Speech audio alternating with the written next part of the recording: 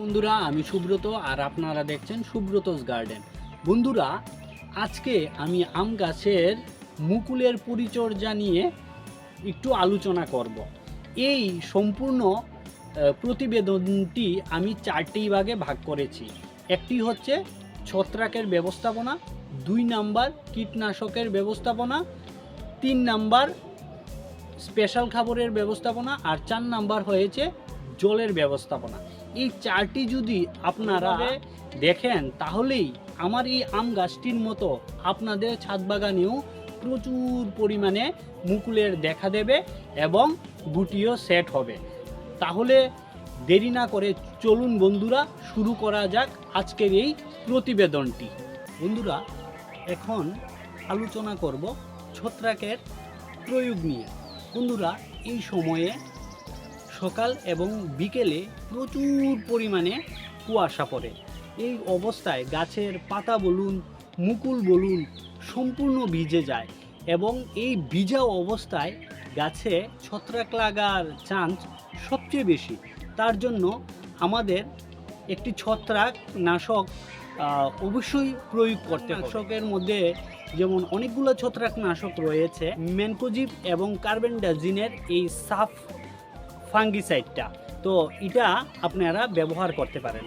এছাড়া রয়েছে কপার অক্সিক্লোরাইডের যেমন টাটার ব্লাইটক্স রয়েছে এমিস্টার টপ, এটা সবচেয়ে থেকে ভালো, এটা আপনারা ব্যবহার করতে পারেন। ডোজটি হবে বন্ধুরা 1 লিটার জলে 2 গ্রাম। 1 লিটার জলে 2 গ্রাম নিয়ে সম্পূর্ণ গাছটিকে সকালবেলায় ভিজিয়ে দিবেন, তাতেই গাছ মুক্ত হয়ে যাবে। আর অন্য কিছু ছত্রাকনাশকের এই সময়ে স্প্রে করার দরকার নেই, তা দিলেই বন্ধুরা। এতক্ষণ ছত্রাকের ব্যবস্থাপনার উপর কথা বললাম, এখন আসি কীটপতঙ্গের দমন করা বা কীটপতঙ্গের ব্যবস্থাপনা। এই সময় আম গাছের ক্ষেত্রে 2টি সবচেয়ে থেকে বেশি দেখা যায়। একটি হচ্ছে থ্রিপস, 2 নম্বর হচ্ছে হপার। গুলা কি করে, আমের যে এই মুকুলগুলা রয়েছে এই মুকুলগুলা থেকে রস চুষে খায় এবং মুকুলগুলা যখন ফুলে পরিণত হয় তখন এখান থেকে কালো হয়ে ঝরে পড়ে। আমরা অনেক সময় বুঝতে পারি না, মুকুলগুলা তো প্রচুর পরিমাণে মুকুল এসেছে, কিন্তু মুকুলগুলা থেকে কেন গুটি, তার কারণ হচ্ছে এই থ্রিপস এবং হপার পোকার আক্রমণ।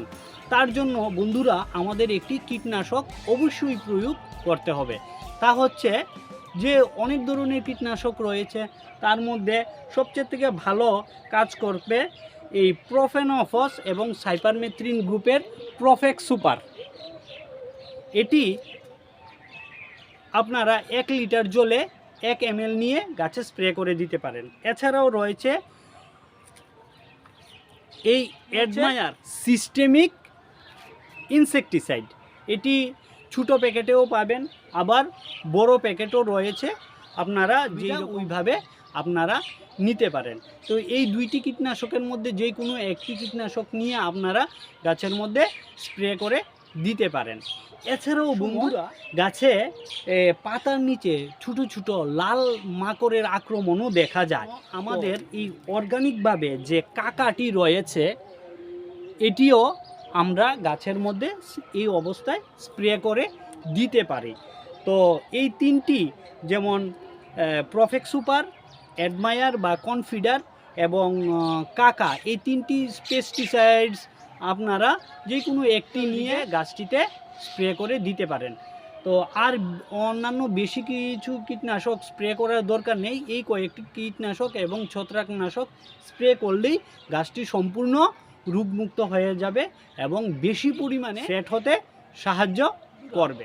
এখন আলোচনা করব 3 নাম্বার পয়েন্ট নিয়ে, সেটি হচ্ছে স্পেশাল খাবার। নতুন যারা বাগানি আছেন তারা অতি উৎসাহের সঙ্গে বিভিন্ন ধরনের খাবার এই অবস্থায় মুকুল ফুটা অবস্থায় গাছের গুঁড়ির মধ্যে বেশি ধরনের খাবার দিলে হবে না। আমরা যে অক্টোবর এবং নভেম্বর মাসে গাছের গুঁড়ির মধ্যে মিশ্র খাবারটি দিয়েছিলাম, সেটি গাছ ধীরে ধীরে গ্রহণ করছে। আর এই অবস্থায় যদি আমরা বেশি পরিমাণে গাছের গুঁড়ির মধ্যে মিশ্র খাবার বা অন্যান্য খাবার দিই, তাহলে গাছের মুকুলের বদলে কচি কচি পাতা এসে যাবে এবং আপনারা গাছ থেকে ফলন পাবেন না। তো এই অবস্থায় বন্ধুরা আমাদের একটি স্পেশাল খাবার দিতে হবে। তো স্পেশাল খাবারটি কি? তা হচ্ছে বুরন 0050 এবং মাইক্রোনিউট্রিয়েন্ট। আমি যেইভাবে এই গাছটিতে প্রয়োগ করি, 1 লিটার জলে 1 গ্রাম বুরন 0050, 2 গ্রাম মিন 1 গ্রাম নিয়ে সম্পূর্ণ গাছটিতে স্প্রে করে দেই। তাতেই গাছটি যে অনুখাদ্যের ঘাটতি হয়ে যায়। তা এখন বন্ধুরা আমি মোবুমিনের বদলে যে টাটার যে দুর্বিগোল্ডটি রয়েছে সেটি গাছের মধ্যে এখন দুর্বিগোল্ডের মধ্যে 11টি উপাদান রয়েছে, যা গাছের বিভিন্ন ধরনের চাহিদা পূরণ করে, প্রচুর পরিমাণে গুটি সেট হতে সাহায্য করে। আর একটি পিজিআর আপনারা এই অবস্থায় প্রয়োগ করতে পারেন। আমি আবার বলছি, গাছগুলা যখন ফুলে পরিণত হয়ে যাবে তখন কোনো ছত্রাকনাশক এবং কীটনাশক আপনারা প্রয়োগ করবেন না।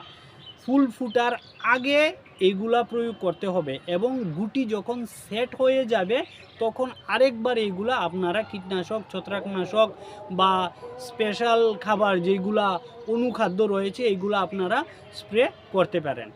আর এখন বলি একটি পিজিআরের ব্যাপারে। পিজিআর যেমন মিরাকুলান রয়েছে, এই মিরাকুলানটি আপনারা স্প্রে করে দিতে পারেন।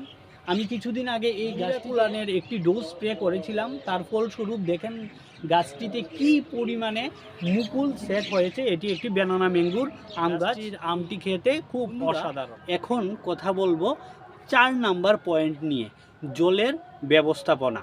এই অবস্থায় আমাদের জলের ব্যবস্থাপনাটি ঠিক রাখতে হবে।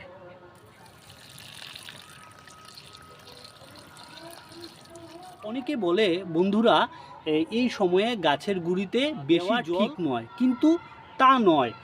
গাছের মাটি যদি বন্ধুরা আর্দ্র না থাকে তাহলে উপরে যে মুকুলগুলা আছে তা ধীরে ধীরে ঝরে যাবে এবং মুকুলগুলা থেকে গুটিও সেট হবে না।